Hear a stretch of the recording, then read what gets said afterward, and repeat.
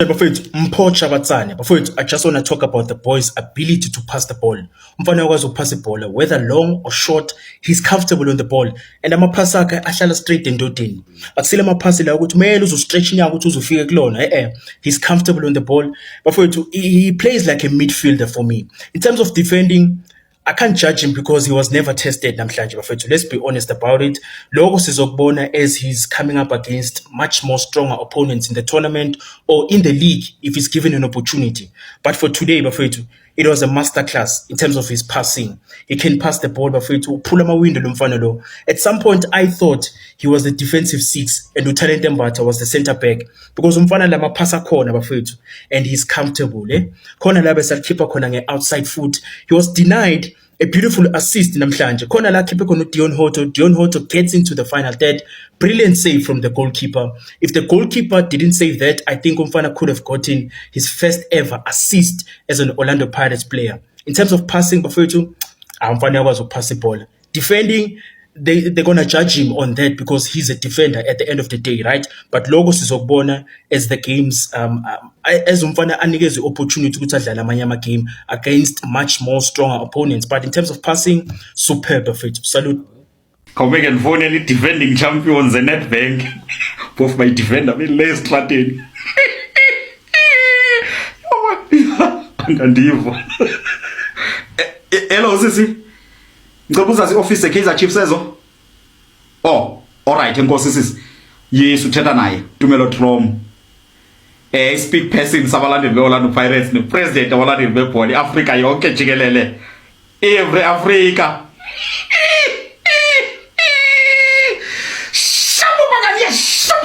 We are very excitement. Orlando Pirates is doing extra large. Sorry. Yes, singayiqonda into oba besingadlali nani besidlala neChakuma ndiyayiqonda bani nani senanto kwenza nezinto zeNedbank.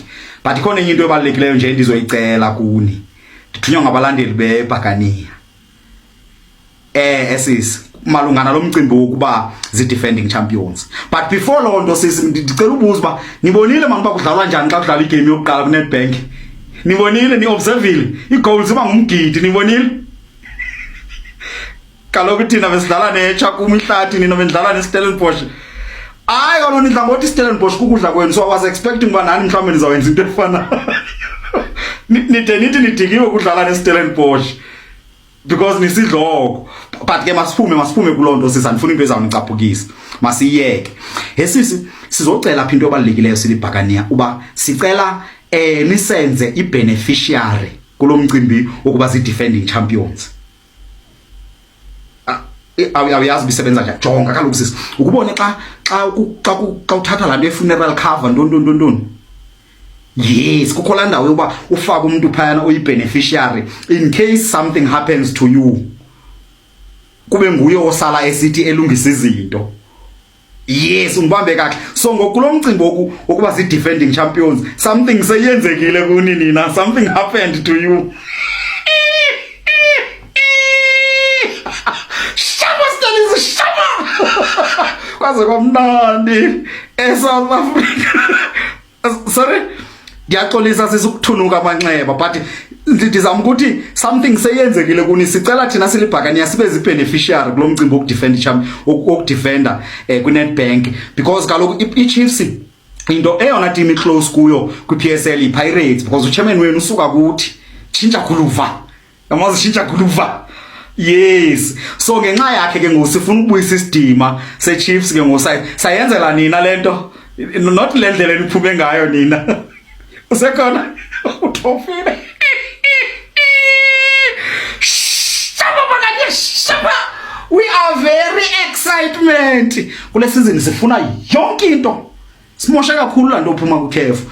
Yonke into anizovusa nto bafethu. Sithatha everything.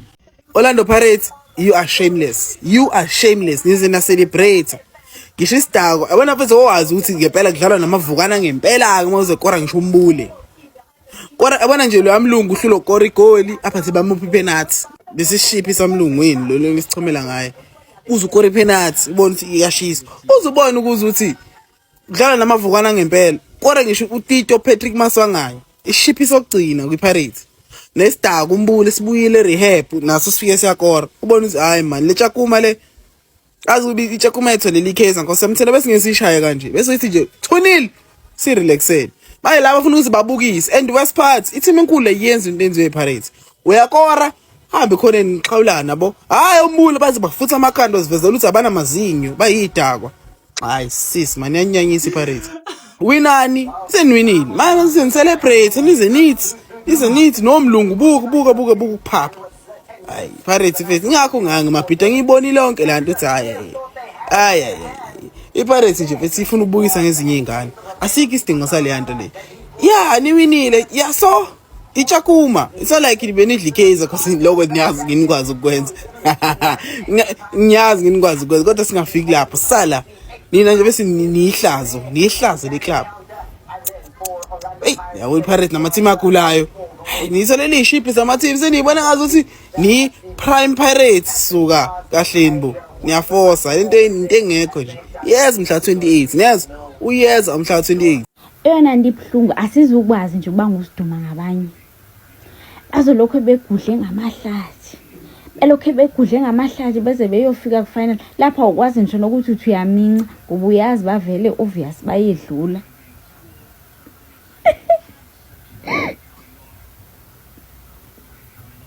sebengaze bezimisele kangabe bedlala neChakuma u2-1 ubu right seniyapi ke ngokufo niyapi kufo baze bakhipha onyawo umbatha umaswanga ndisho no Master Chef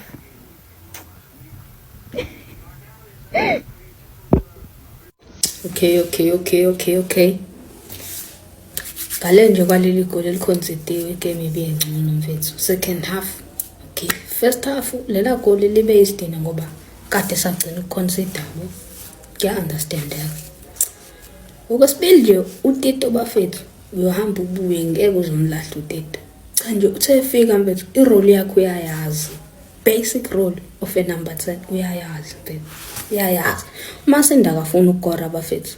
Ugeja ngamasibomvu mina buka ke sengiconvinced ukuthi ugeja ngamasibomvu njalo nje yena uthola amathuba esuke ebhekene kanje ageje ayingeke kudlaliwe ngathi John Wick akanyusa amasokisi ngeke bethu azodrop iform second half of the season angadlali ngathi John Wick bafethu mase ukuthi laba bethi ngeke kodwa abadle calcium amathamba aba weak kanje angeke mfethu njalo nje bona sekukhonoselele phansi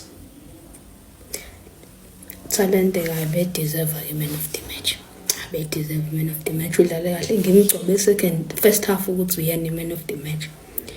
Kodwa into engikhala ngayo ukuthi njalo thina mekuthi kukore i-deflection ayibalwa mfethu inikuthi uyi-on goal.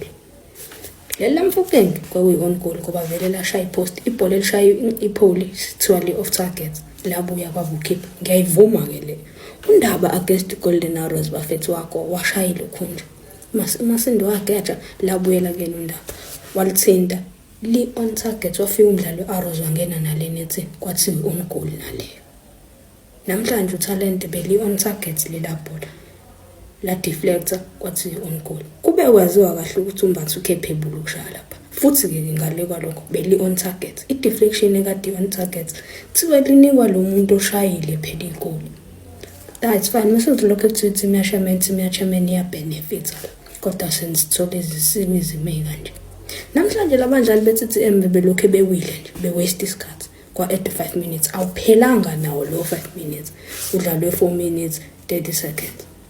Ube besliwa kabe siyakhala ukuthi ilokhu njani ulo 5 minutes wethu awuphelelanga kodwa ngoba swinile sizothola Master Chef ayabuyela ama-impact players abantu nje abasuke ebenchini benze job nje bethu ngelele right mase kuba ukuthi sila abanye abangafika ngakhona baningi ke abangafikanga kwi-round of 16 i-draw izokwenziwa Wednesday ngo-7 kusangenzeka sithole leza secular cup enye into umbuthi uma ngeke phela ke adlale u90 minutes ngisho ngavumi uphuse kotori mfethu ngeke sicoachara uMakgopa kadlali nje bafethu obanje uMakgopa usiyema umbatha abantu kumele badlale nje baze baqhaqhazela amaqhakala nje labo bakwethu sikwazi lokho esirisk ngeke ngiyakhala ngomahopo. Kodwa-ke we are through to the next round. Sithatha nje game by fethu. So to speak, kulo Well, I'm guessing i-video besaqhubeka, but we have to cut it short. Awona namhlanje mfethu angeke ngibe mude, angeke ngikhulume kakhulu. Into engifuna ukusho ngegame ukuthi it was a walk in the park, like we expected. Abantu ababesibashaye nge-walking pace, like ngo-gear 1, so there was doing nothing about it. Into engidisappointile mfethu keeper wami. Mfethu, Buthelezi, bra, I love you, bra. Sonke mfethu siphume enquthu mfethu, uyanquthu uyenze. But mfethu awukwazi ukuthi wena every time unikezwa i-chance ukuthi uvimbe, uyaconsider. This guy every time akadlala uyaconsider. How can you play 4 games a season and go wonke lama game uyaconsider wena, bra? You can't even keep a simple clean sheet against iChakuma. You understand ukuthi vele ubonda like did you wrong, because ngibonile lapha bajampanga, they were just babele bama in ibhola labashaya and it was a goal. Mara now i-keeper, bra. But when I this point I'm convinced ukuthi uDladla is the best keeper after uChina Pirates, because Umthelezi mfethu has been given a chance again and again and again, and we are consider mfethu. Abelenza ama-blunder, bra. Angazi ukuthi uba nervous, uba rusty, I don't know, but mfethu Umthelezi, bra. From a brother to a brother, from nquthu to nquthu. Cala mfethu uphakamisa ama-socks, dog, because you can't concede every time we play. Every time when you get a chance, you consider. Ibiza ngani lento leyo? Ubona libe wrong nalo, you understand ukuthi vele ajampanga, but now you keep on fit. Awukwazi ukuthi every time wena mawuvimbile uyaconsider. At this point mfethu ngcono avela release uDladla abe ukeeper wesi-2, or sihlane vele ukeeper wesikhukhune straight. Because phela yikho lento kaButhelezi bafethu. We keep saying it's no keeper lapha ebenchini uButhelezi, but every time akangena sabona ukuthi no, we only have uChain la. Ukeeper esinayo kuPirates manje uChain, and if yalimala we are fucked. Excuse my language, but if Chain ilimala we are fucked lapha epalini lapha, because lo mthina mfethu has been given chance even under Rivero. Bemnikeza amathuba nkosami efambule i-chance. Why? And secondly, Umbatha bafethu, like that guy has improved a lot mfethu, a lot. Umbatha mfethu, you can't tell me ukuthi Umbatha wamanje is the same Umbatha wala season. Angeke. Look at him, look, umbuke mengadlala manje and look at his games wala season or under Rivero. There's a huge difference between those two. Angeke ngichazele because phela mina angiyona analyst, but nje ngiyatshela ukuthi Umbatha has improved. Igame yakhe mfethu like iskill isikhuphukile, bra, and that's what we will have to see from a player. Grow up. Learn new skills. Bethu ungabe umuntu e1 waya nje njengama player Chiefs, kwesazi Black Chiefs ukuthi umuntu afike nje namanje usase nje. Umfundi uzofike nje uhambe nje. I'm not trying to throw any shade to what the Chiefs or to Chiefs, but I'm just saying ukuthi no one is improving mangafika Chiefs. Ufika lapha umnandi uhambe so better, ufika ubeta futhi uqhubeka ubeta. That's what I'm saying. But I'm happy to see improvement Mbatha. He's really improving, and he's really proving to be a very, very important player this season. And I can't lie, we need Mbatha, dog. Going into the game sometimes we need Mbatha a fit, so they tell us about Ubabaka Alende kahle a fit, dog. And last but not least, there will never be a day where you guys convince me to Tito Agalazi. You guys, there will never be a day where I feel like Utito Agalazi, Utito Ulisi team. They will never. And I understand because you some of you guys don't like Tito, some Paris fans don't like Tito. But Bafetu, in the number 10 position in Paris, in fact, we are sorted. As Ding Monto right now, number 10 position. You can't even fucking a Tito, a police, and bully in a time. Come on, that's a lot. That's a lot. I bet you do is that you guys saw how who gained the second half and he scored or assisted no bully. Tito is like, is a very, very important player at Paris. No matter he's not like playing the same games he used to play under Rivero, but he's still a very, very important player at Paris, whether you like it or not. Yeah, that's all I would say for namhlanje bafethu. The game, yeah, it was just a game, bro. A win is a win. Like, into nje engiphoxile mina igoli esiliconcedile, bla. I was like, keeper wami, But other than that, in fact, like I was expecting a win, to really win. A game, but it's winning it's on a working pace, so there's nothing you can say with in the TTM. So yeah, wins, we nearly move forward. And thank you guys for tuning in. Thank you for watching and subscribing to Wonke Umuntu or subscribe. Please guys, comment your thoughts, share the video, and ngizobona kusasa ngegame ye-Chiefs ne-Zimbabwe already or Al Masry. Ngizobona kusasa ngegame ye-Chiefs ne-Al Masry. And for now, bye. Ngizobona kusasa. Thank you.